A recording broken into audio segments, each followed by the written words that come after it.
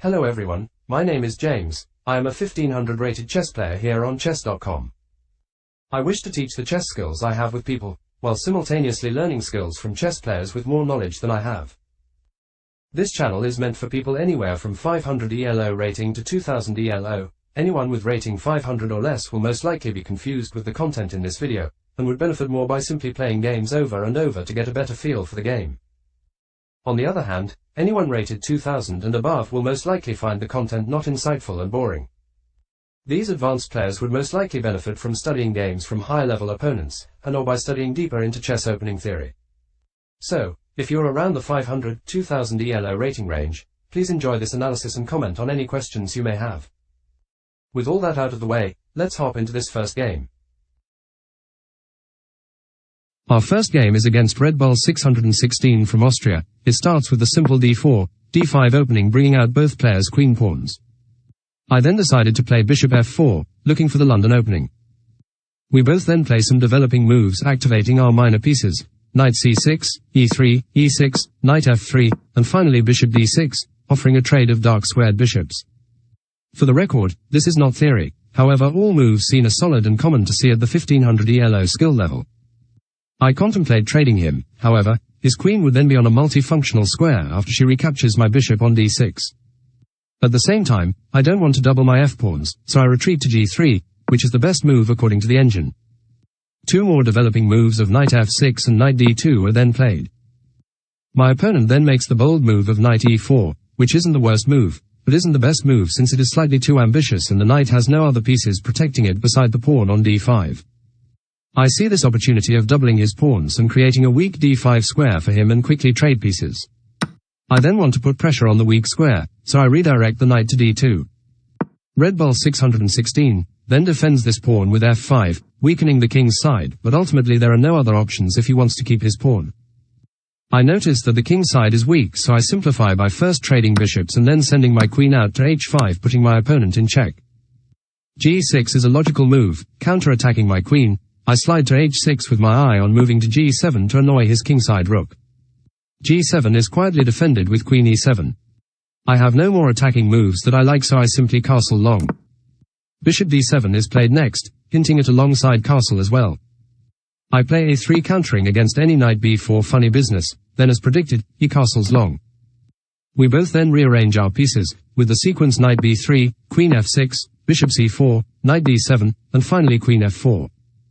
He then suffocates my queen with g5, so I offer a queen trade as my queen is positioned poorly. Similarly, his queen isn't in the best position, so he accepts the trade. It is worth noting this unique pawn structure on the E file. Bishop c6 is then played as the first big blunder, as it allows my bishop to take the pawn with a check, putting me a whole plus 2.4 on the evaluation bar. I gladly accept this gift, and he chose to retreat his king to b8. g4 is then played in an attempt to worsen his pawn structure. He bypasses with f4, and we trade pawns. I slide my rook to e1, looking to put some pressure on his weak pawn on e5. He decides to take my rook on d1, which I recapture with my king instead of my rook, otherwise my previous move of rook hb1 would have been meaningless. He connects his pawns with f3. I then make the hazardous move of knight c5, looking to devour his e4 pawn. He checks me with rook d8, however his rook cannot defend e4 because after rook d5, c3, the rook cannot continue to defend the pawn. So, after my king goes to c1, he has no chance at defending e5, so he plays bishop b5 looking for bishop e2 in the future. I respond with knight e5, capturing the free pawn, and he temporarily traps my rook with bishop e2. I find knight c3, which easily pressures his bishop. He plays knight g6, which I thought he was looking to take my pawn on e5. I missed a sneaky move which I completely missed in the real game. Can you find it?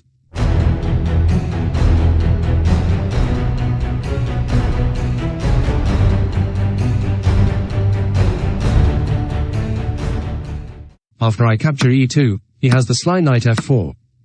I cannot defend both pieces, so I decide to just lose on the exchange. Although it might be hard to tell, I am completely winning this endgame. I simply have too many connected pawns and I can just march right down the board. Rook e8 is played looking to capture on e5, I defend with f4. Pawn c5 is then played mainly because there are not many options here for black. I place my bishop on a strong square by moving it to c4.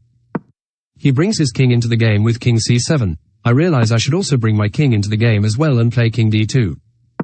He plays a6, preparing b5. However, I am not scared of this because I have a nice escape square in mind. So after b5 is played, I play the nice bishop d5. No more progression can really be done on the left side of the board for both players, so we begin to switch our attention to the right side. King d7, king e4, king e7, f5, h6, and the deadly f6 is played. My e and f pawns along with my bishop on d5 are simply too powerful for a rook, and king and black will either have to give up the rook or let me promote. King f8 is played, king f5 is played to make good use of my king.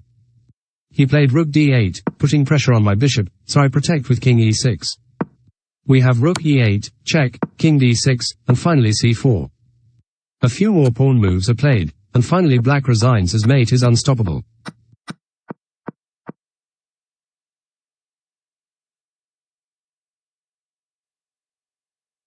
Bishop c6 is where black ultimately lost the advantage as it allowed me to get a pawn and tempo.